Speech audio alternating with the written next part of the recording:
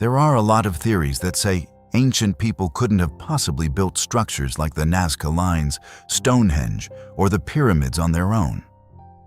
Some even claim aliens or long-lost advanced civilizations had a hand in it. While these theories are interesting to imagine, they take credit away from the real ingenuity of our ancestors.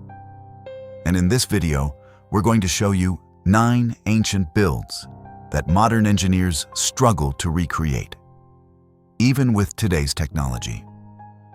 Number 9. The Unfinished Obelisk of Aswan. The obelisk is a mind-blowing example of ancient Egyptian engineering and ambition. Even with the tools and tech we have, making or more especially moving this colossal stone block would be a serious challenge today.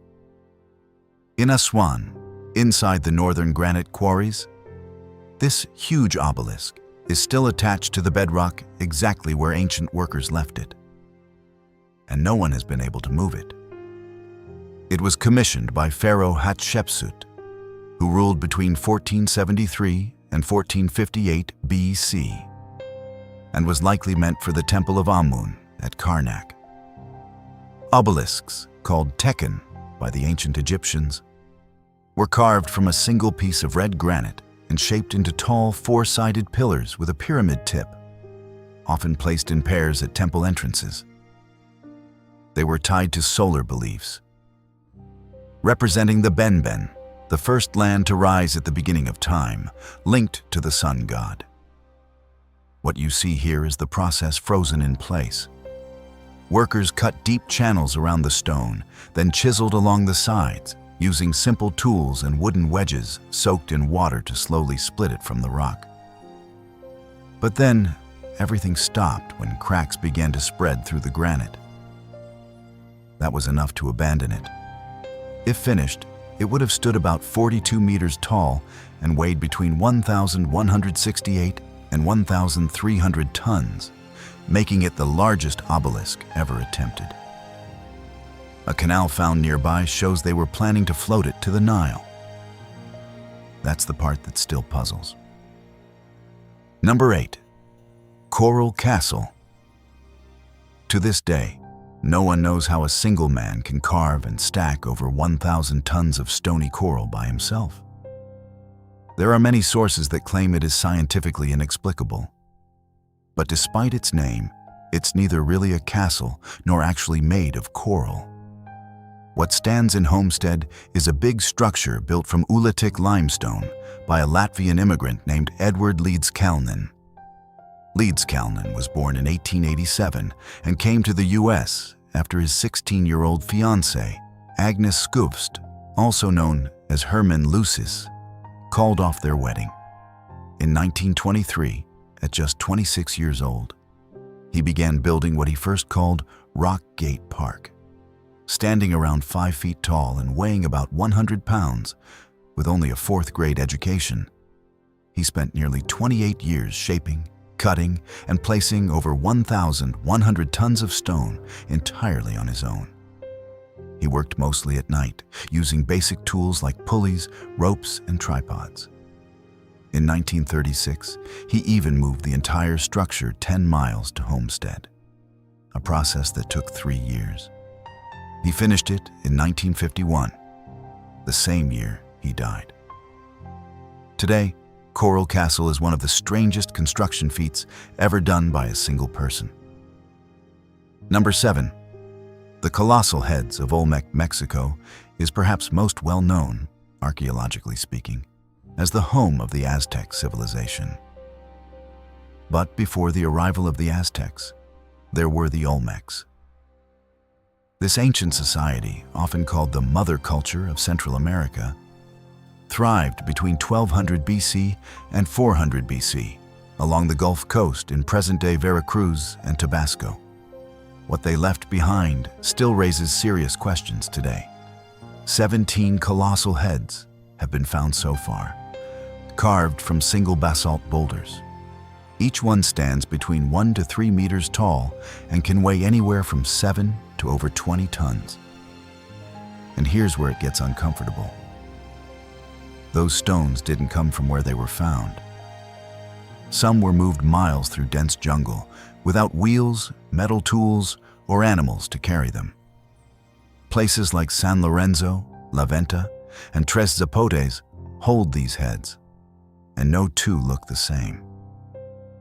Each one has a different face, different expressions, and carved details like helmets, lips, and even dimples.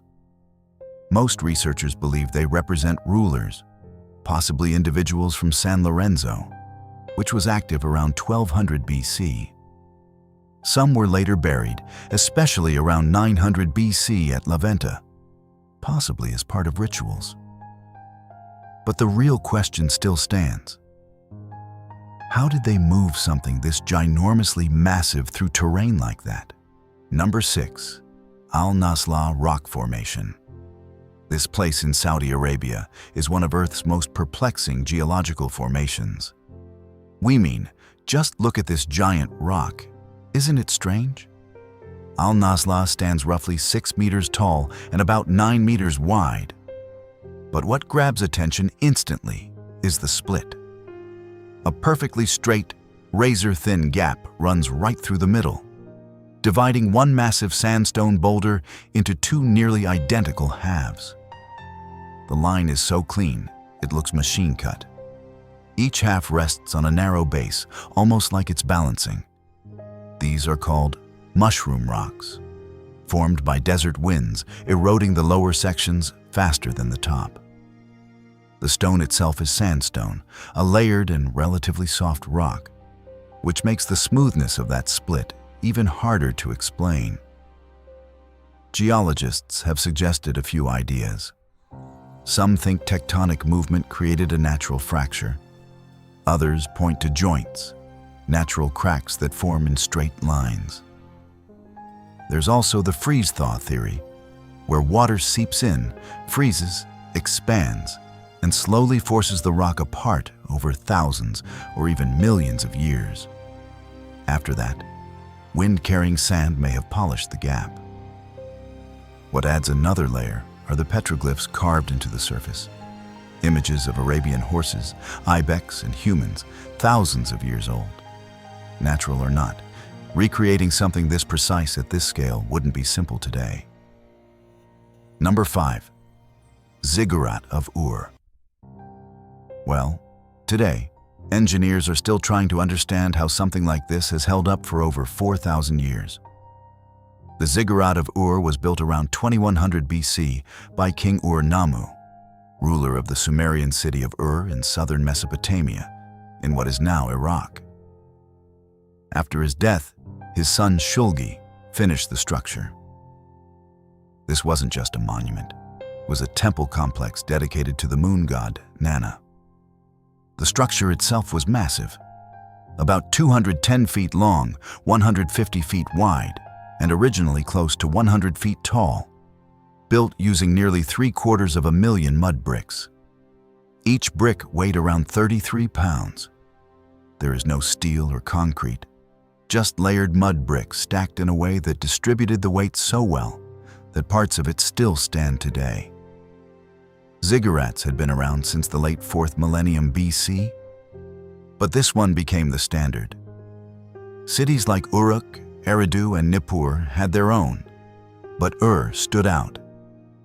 Excavations led by C. Leonard Woolley in 1922 and 1923 helped uncover and reconstruct what we see today, later restored by the Iraqi Directorate of Antiquities.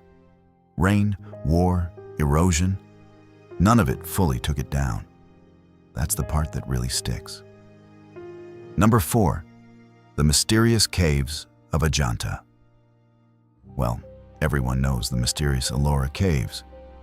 But long before that, something just as unbelievable was carved into the cliffs of Maharashtra. The Ajanta Caves sit about 450 kilometers east of Mumbai, cut into a horseshoe-shaped rock face above the Wagora River. And this isn't one or two caves. There are around 30 of them, including prayer halls known as chaityagrihas and monasteries called viharas, all carved straight into solid rock. Work began somewhere between the 1st and 2nd century BC. then picked up again in the 5th century AD during the reign of the Vakataka ruler Harisena. What makes this place hard to wrap your head around isn't just the scale, it's the control. These weren't built piece by piece.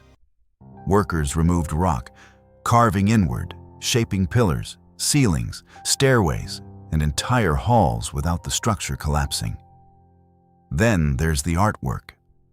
Walls covered in detailed paintings showing the life of Siddhartha Gautama, along with princes, animals, and daily life, all painted in near darkness. The caves were abandoned around AD 500 and stayed hidden for over 1,300 years until a British officer named John Smith stumbled onto them in 1819 during a tiger hunt. We mean, even today, pulling something like this off without error would be a pretty serious challenge. Number 3. Sigiriya Rock Fortress. The Lion Rock is one of the most amazing sights in Sri Lanka and one of the most mysterious. This ancient sky fortress tells a story of patricide, paranoia, genius, and ultimate tragedy. It was built in the 5th century AD by King Kashyapa, the son of King Datusena, after he seized power and killed his own father. Knowing his brother Moggallana would come back for the throne, he didn't just hide. He went somewhere no one could easily reach. That rock rises about 200 meters straight up, and somehow he turned the top into a palace. Not a small one either. An actual royal complex. Everything needed to run a city had to be taken up there. And it wasn't just built for safety. There's a belief it was meant to reflect the palace of Kuvera, the god of wealth, almost like it was designed to sit above the human world. You can still see how carefully the lower grounds were planned, channels and pathways all laid out with intent, not guesswork. Halfway up, there used to be a massive painted wall, around 140 meters wide, covered in figures. And all of it had to be built around a rock that size. That's where it gets hard to explain. Number 2. Osireion, the oldest megalithic temple. The Osireion is one of the most enigmatic monuments in ancient Egypt. But it's not something you see standing tall like other temples. It sits hidden behind the temple of Seti I at Abydos, buried below ground level. Seti I ruled between 1290 and 1279 BCE. And while his name appears at the entrance, the structure itself doesn't match the style of his time. The site was first identified in 1902 by Margaret Murray, working under Flinders Petrie. Petrie began excavation in 1903, and later, in the 1920s, Henri Frankfurt continued the work under the Egypt Exploration Society. What they uncovered was something different. A sunken rectangular structure about 30 meters long and 12 meters wide, built with massive red granite blocks brought all the way from Aswan. Some of these blocks weigh up to 45 tons. At the center sits a stone platform surrounded by water, with 12 granite pillars holding up thick stone lintels. There are no carvings or inscriptions inside that explain its purpose. The layout doesn't follow typical New Kingdom temple design. Instead, it drops down into the earth, creating a closed, isolated chamber. Many believe it symbolized the underworld and the burial of Osiris. But the construction style, the scale, and the silence of the place leave one question hanging. Who really built it, and how? Number 1. Barabar Caves. The level of skill and technology used to make these caves still feels hard to accept, even now. The Barabar Hill Caves date back to the 3rd century BC, during the Maurya Empire, which ruled from about 322 to 185 BC. These are considered the oldest surviving rock-cut caves in India, and they were commissioned by Emperor Ashoka, who ruled from 268 to 232 BC. There are 4 main caves here: Sudama, Lomas Rishi, Karan Chowpar, and Visvakarma, and 3 more in the nearby Nagarjuni Hills. Many of them carry inscriptions in Brahmi script using the name Priyadarsin, meaning he who brings joy, a title used by Ashoka. Sudama Cave, for example, was dedicated in 261 BC, while Karan Chowpar is dated to 245 BC, in the 19th year of his reign. What stands out isn't just the age, it's the finish. These caves are carved directly into hard granite, not soft stone, and the inner walls are polished so perfectly they reflect light like a mirror. The echo inside can last for several seconds, turning even a quiet voice into something loud. They were used by the Ajavikas, followers of Makali Gosala, a philosopher from the 5th century BC. Even today, achieving that level of precision inside solid granite isn't simple. Well, that's all from us. Be sure to like and subscribe. We'll see you soon in the next one.